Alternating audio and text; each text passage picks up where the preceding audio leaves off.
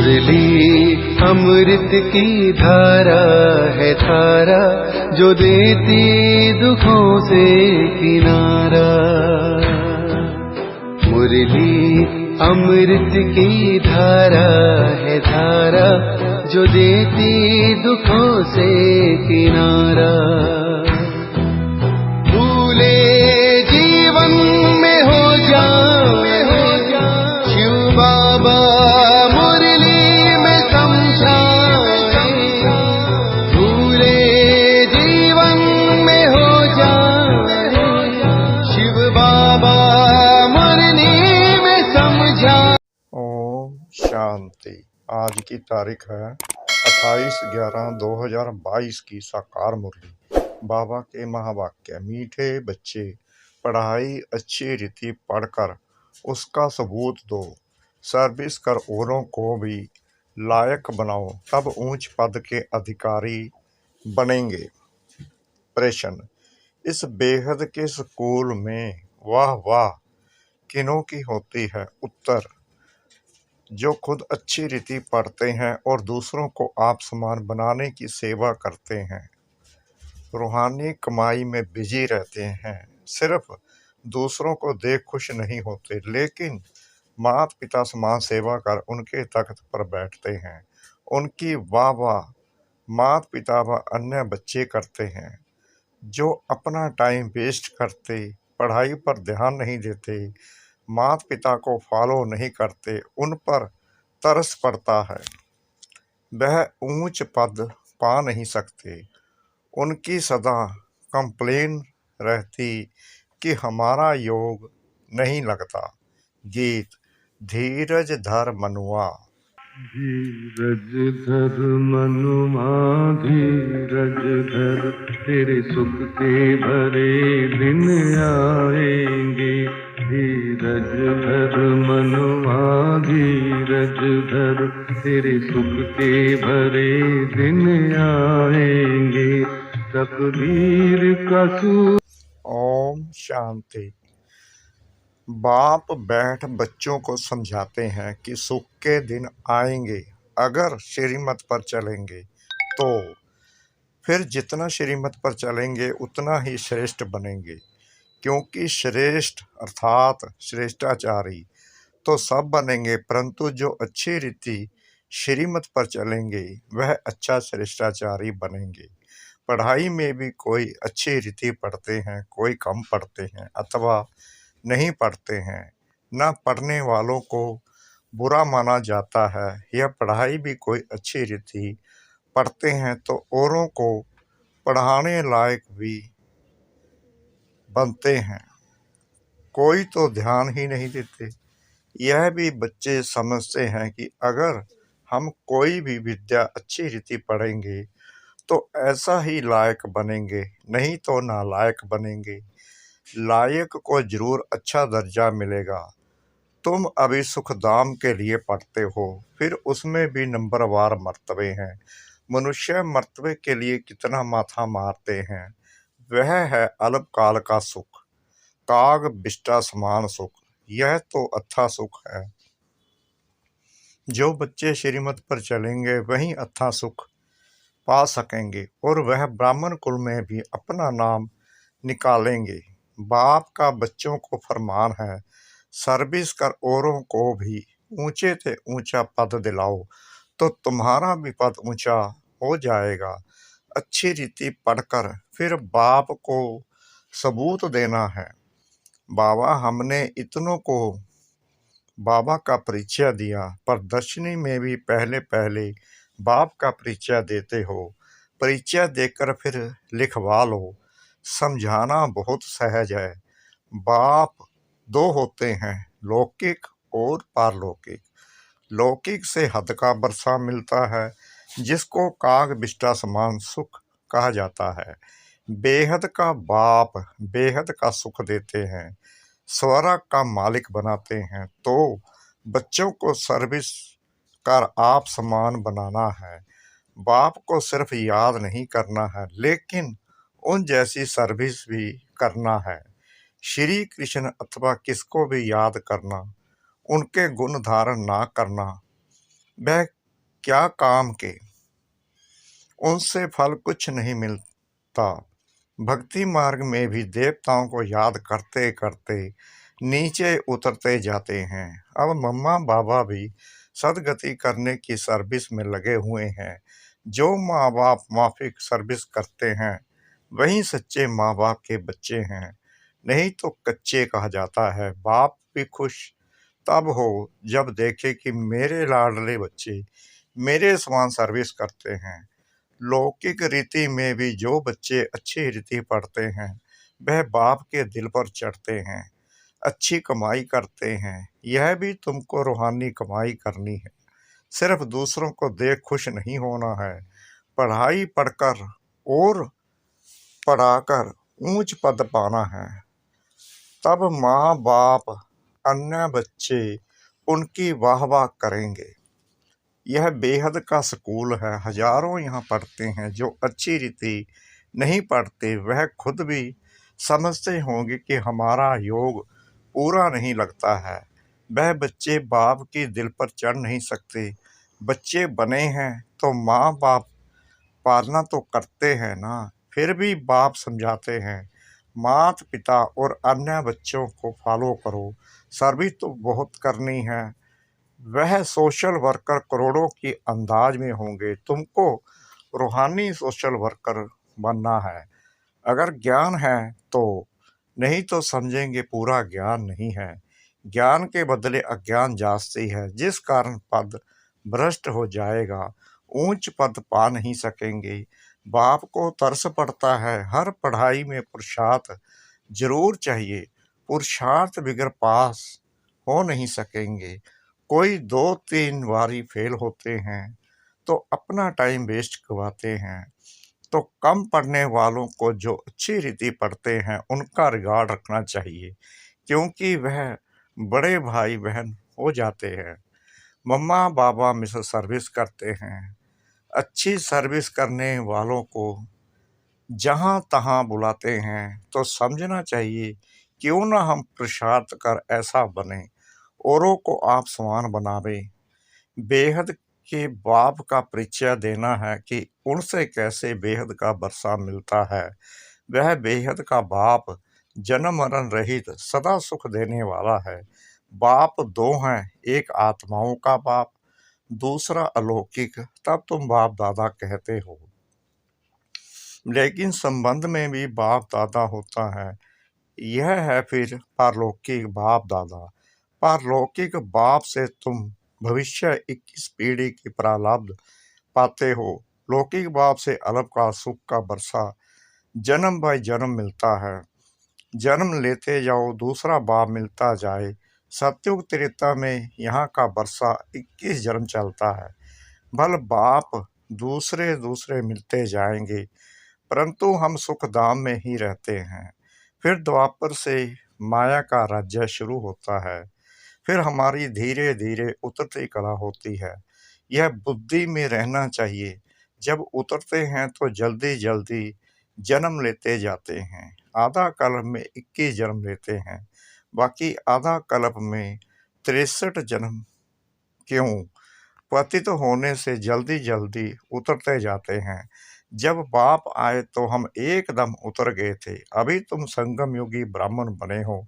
भल तुम्हारा कलयुग के साथ कनेक्शन है, परंतु अपने को संगम योगी समझते हो।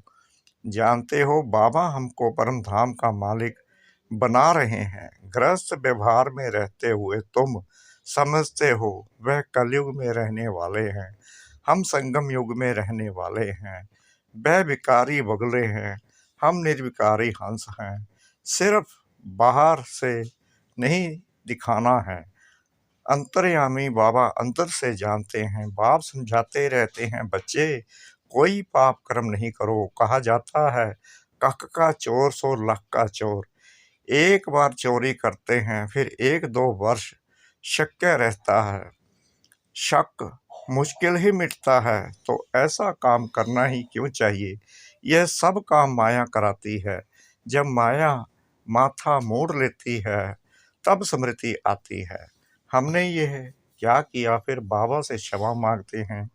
बाबा कहते हैं अच्छा बच्चे हार जा नहीं, फिर नहीं करना। अच्छा हुआ जो भूल बताई, नहीं तो वृद्धि हो जाती। बाबा को लिखते हैं हमने क्रोध किया, काला मुंह किया, अपना भी तो स्त्री का भी किया। बाबा लिखते हैं बाप का बनकर प्रतिज्ञा कर, काला मुंह किया, ब्राह्मण कुल को कलंक लगाया, सजा के अधिकारी बन जाएंगे। ऊंचे से ऊंचा है ब्राह्मण कुल, देवताओं से भी ऊंचा है। तुम ब्राह्मण भारत को पति से पावन बनाते हो। तुमने सत्युग त्रेता में 21 जन्म राज्य भाग्य किया, तब सुंदर थे। फिर 63 जन्म कामचिता पर बैठ काले हो गए, तब श्याम बने। कहते हैं सागर के बच्चे कामचिता पर बैठ खत्म हो गए। फिर सागर ने ज्ञान वर्षा की तो जाग पड़े, गोरे हो गए। इस श्री कृष्ण की आत्मा को 84 जन्म जरूर लेने हैं। 21 जन्म सुंदर, 63 जन्म श्याम। अब उनकी लात पुरानी दुनिया तरफ है, मुंह नई दुनिया तरफ है। जो नंबर 1 पूज्य था वही पुजारी बन अब लास्ट नंबर में है। खुद ही पुजारी बन नारायण की पूजा करते थे, अब खुद ही पूज्य नारायण बनते हैं। इनको ही फर्स्ट नंबर में जाना है। ब्रह्मा का दिन स्वर्ग, ब्रह्मा की रात नरक। शिव बाबा आते हैं रात को दिन बनाने। अब आधा कल्प की रात पूरी हो, दिन होता है। शिवरात्रि कहते हैं, परंतु शिव के बदले श्री कृष्ण का नाम कह दिया है कि श्री कृष्ण का जन्म रात को हुआ है। शिव बाबा की बात, शिव बाबा की तिथि तारीख बेला का कुछ भी पता नहीं कि किस समय आया। श्री कृष्ण की बेला है, वह पुनर्जन्म में आने वाला है। शिव बाबा तो झट आकर परिचय देने लग पड़ते हैं। कुछ समय तो पता ही नहीं पड़ा कि यह कौन आया है, कौन बोल रहे हैं। बाद में मालूम पड़ा कि यह तो शिव बाबा ज्ञान का सागर है। शिव बाबा ब्रह्मा द्वारा विष्णुपुरी की स्थापना करते हैं। ब्रह्मा यहाँ है, कृष्णपुरी भी यहाँ है। लक्ष्मी नारायण के तख्त पिछाड़ी विष्णु का चित्र होता है, परंतु ज्ञान कुछ भी नहीं, जैसे गवर्नमेंट का त्रिमूर्ति चित्र है। यह समझने की बात है, बच्चे जास्ती नहीं समझते हैं। भला लौकिक पारलौकिक बाप का कंट्रास्ट तो समझते हो ना। याद भी करते हैं, हे पतित पावन, हे रहम दिल, हे दुख हरता सुख करता। सतयुग में कोई याद नहीं करते। बाप यहाँ ही सब मनोकामना पूरी कर देते हैं। सतयुग में तुमको इतना अथाह धन मिलता है जो वहाँ माथा मारने की दरकार ही नहीं। तुमको श्रीमत पर चलना चाहिए। जो नहीं चलते गोया निधन के हैं, उनको कहा जाता है बगुला। तो हंसों को बगुला के साथ भी रहना पड़ता है। गृहस्थ व्यवहार में तो रहना ही है। इसलिए रिपोर्ट आती है, भाई झगड़ा करता, फलाना झगड़ा करता।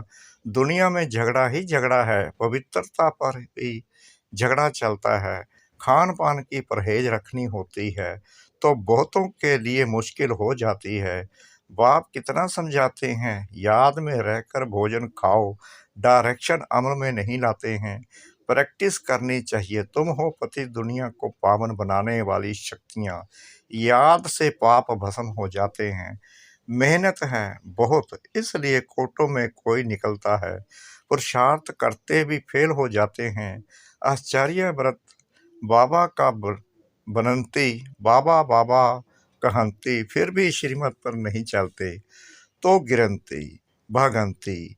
माया खींचती है तो बाप को पार गति दे देते हैं। कल पहले जो हुआ है वही रिपीट होना है। इसमें मेहनत चाहिए। जो श्रीमत पर चलते वही धारणा कर सकते हैं। मम्मा बाबा कहकर फॉलो नहीं करो तो दुर्गति को पाएंगे, अर्थात कम पद पाएंगे। अनपढ़े पढ़े के आगे भरी ढोएंगे, नौकर चाकर बनेंगे। जो ब्राह्मण नहीं बनते वह प्रजा में पाई पैसे का पद पाएंगे। और कोई धर्म स्थापन करने वाला राजाई नहीं स्थापन करते। बेहद का बाप ही भविष्य के लिए राजाई स्थापन करते हैं। पवित्र बनने के लिए पुरुषार्थ करना पड़े। तुम फूल बनते हो जो विकार में जाते हैं। वह कांटे बनते हैं, एक दो को आदि मध्य अंत दुख देते हैं। यह है कांटों की दुनिया। अब तुम संगम पर फूल बन रहे हो, सतयुग है फूलों का बगीचा। संगम पर जंगल से बगीचा बनता है। यह है कल्याणकारी संगम अथवा कुंभ। आत्मा परमात्मा का मिलन होता है। अभी तुम जानते हो हम परम पिता परमात्मा से 21 जन्म का बरसा ले रहे हैं। राजाई पाने में मजा है, बाकी यह कहना कि तकदीर में होगा तो मिलेगा, इससे क्या होगा। बेहद बाप का परिचय देना है। तुम अनुभवी हो, सर्विस तो करनी है। दिल से पूछना है कि हमने कितनों की सर्विस की। ज्ञान है तो सर्विस में लग जाना है। नो ज्ञान तो नो सर्विस, तो नो ऊंच पद तकदीर में नहीं है, तो पुरुषार्थ भी नहीं करते। अच्छा, मीठे मीठे सिकला दे रूहानी सर्विसफुल बच्चों प्रति रूहानी बाप और दादा का याद प्यार और गुड मॉर्निंग। रूहानी बाप की रूहानी बच्चों को नमस्ते। हम रूहानी बच्चों की रूहानी बाप दादा को श्रद्धा भरी प्रेम भरी नमस्ते। शुक्रिया बाबा, शुक्रिया बाबा, शुक्रिया बाबा, इस मिठी मिठी मिठी मुरली के लिए। धारणा के लिए मुख्य सार। नंबर 1, बाप के डायरेक्शन को अमल में लाना है। खान पान की पूरी परहेज रखनी है। याद में रहकर भोजन खाने का अभ्यास करना है। नंबर 2, माता पिता की तरह सेवा करनी है। अपने बड़ों का रिकॉर्ड जरूर रखना है। रूहानी सोशल वर्कर बन सबको बाप का परिचय देना है। वरदान, कल्याणकारी समय की स्मृति से अपने भविष्य को जानने वाले मास्टर त्रिकालदर्शी भाव। यदि आपसे कोई पूछे कि आपका भविष्य क्या है, तो बोलो हमको पता है। बहुत अच्छा है, क्योंकि हम जानते हैं कि कल जो होगा वह बहुत अच्छा होगा। जो हो गया वो भी अच्छा, जो हो रहा है वह और अच्छा, और जो होने वाला है वह और बहुत अच्छा। जो मास्टर त्रिकालदर्शी बच्चे हैं उन्हें निश्चय रहता कि कल्याणकारी समय है। बाप हमारा कल्याणकारी है और हम विश्व कल्याणकारी हैं, तो हमारा अकल्याण हो नहीं सकता। स्लोगन, समाप्ति के समय को समीप लाना है तो संपूर्ण बनने का पुरुषार्थ करो। समाप्ति के समय को समीप लाना है तो संपूर्ण बनने का पुरुषार्थ करो। ओम शांति।